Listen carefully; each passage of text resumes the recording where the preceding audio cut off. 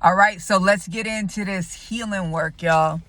Let's talk about a few things. So I'm in the process of reading this amazing book, Sarah Jakes Roberts' Power Moves, Ignite Your Confidence and Become Free, right? And she starts off talking about power, and the Lord just has me doing this work. And it's funny, I went to church today and the preacher was speaking about healing, and I'm like, oh, y'all know.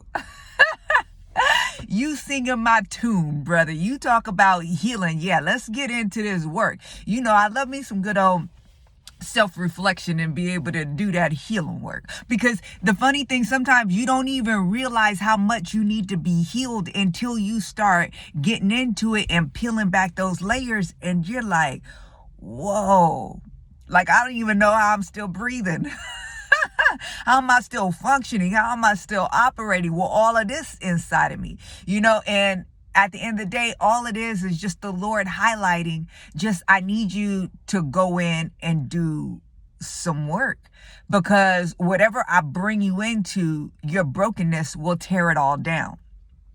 So in order to be able to arrive at any level of success, which we were also talking about today in church, but also to maintain success, you got to be operating in a healed space, or your brokenness will tear down the very thing God is trying to build. So he wants you to be able to be healed. So Sarah, she's talking about power, and I want to talk to you about power. And I want to ask this question, and it's how you feel like you're operating out of. So when you think about how you show up in the world on a daily basis, do you feel like you're showing up as one that is powerful, one that's moving in power, that's connected to power, that's tapped in to power? Or do you feel like you're operating out of rejection, betrayal, systemic oppression, pain, or fear? See, once when you are honest enough to be able to assess and acknowledge what you are actually operating out of, we can start doing some deeper work. You see, when I did this deeper work, what I realized was, no, I don't feel like I'm operating out of power at all on a daily basis. I feel like I could tap into it from time to time. I feel like I could don power like a costume, but I don't feel like that is my natural state, like I'm living in it. So what is it that I'm operating out of? This is what the Lord asked me, because today he's like, let's do this healing work. And I had to be honest, and I'm like, I'm operating out of fear. And for myself, I was saying that the fear that I'm operating comes from what? Fear of other people's opinions of me, fear of unnecessarily hurting other people or offending other people, fear of rejection, wanting people to like me or accept me, fear of being ridiculed, insulted, or made fun of, fear of being negatively judged. So when I'm looking at all of those things and saying, okay, I'm operating out of fear, well, where did those things come from? So I want you to take a minute to ask those questions to yourself. Are you operating out of power? Or are you operating out of trauma? Where does the source of that come from? And talk about that trauma and talk about where it actually comes from, where it started. For me, I had to go back, and it's the wild thing about it, because you'll keep having to go back further and further. And I'm like, nah, there's a time before that. There was a time before that. There was a time before that. And really, it's the scouring of the childhood. I just had to say, okay, you know what? Let me just start with childhood and see if anything happened there, and then I'll move up from there. And what I realized is that in my childhood, I was always so alone. I was always alone. Like, My older sister was gone. My older brother was detached. My dad was a single father of 3 children. He was out doing his thing. My mom and dad divorced when I was 5, so I never saw my mom. I only saw her maybe like a handful of times my whole childhood. And I realized like I was always alone. And what the Lord showed me with this is that I actually really wanted, but I really needed someone else. I really needed family. I had people that were having the same blood within them, but I didn't have family.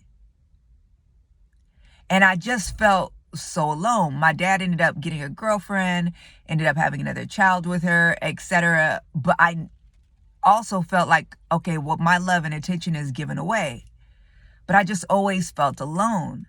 So what the Lord was showing me was that I needed it so much and wanted it so much just to have another care for me and invest in me and find me worthy of it, and to train me and build me up and just be with me and comfort me and show me how to do this life, that number one, I had got to the point where I just did it myself. I didn't have nobody else to show me or lead me and guide me because everybody else was doing their own thing. So I just had to figure it out all by myself. And I also, this other thing is, and that's why I'm like that today, I'll just do it myself. I'll just, be the Lone Ranger because that's all I can depend on is myself. But also I trained myself not to want it, not to need it, and convince myself I didn't want it or need it because I never had it and I wanted it so bad that I had to turn away from it. So then the Lord showed me that, okay, the reason for all of your relational issues, they stem from childhood. The fact is that you really want and need others. You just don't want to. So whenever you get close, whenever there's threats happening, whenever anything happens, you end up self-sabotaging in some way, shape, or form.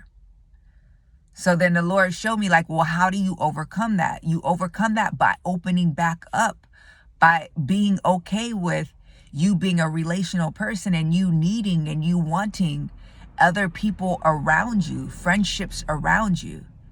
Be comfortable, be familiar, be at home, be familial. And then look at if other people reject you in any way, shape, or form, look at it as my rejection or my acceptance of them. Either I want them in your life or I don't. Or, hey, play the devil no mind if the devil's playing with you. But open yourself back up and acknowledge the fact that you want and need others and act that way. And remove the fear and let who comes and let who goes and let it be how it is. And this is step 1 for me, the Lord said. The reason why I'm sharing all this is because I need you to know that the Lord is a wonderful counselor. The Lord will walk you through pain and trauma and healing and give you strategy for it. He wants you to be healed in this season. You see, there is nothing too hard for God. God knows the number of hairs on your head. So invite him in. The God that ordered your universe can order your life, can order your very soul, can heal your heart, can walk you through the things you're not even aware of. You just got to give him time to be able to do that. So I want you to answer these questions and invite the Lord in, the Holy Spirit, to be able to help you walk through them. Are you walking out of a state of power or out of brokenness and trauma? Where did it actually start from? And how does it actually show up? And then what can you do to overcome it? Do the work. And I guarantee you, if you do the work, you are going to be so satisfied with the healed version of you. Talk soon.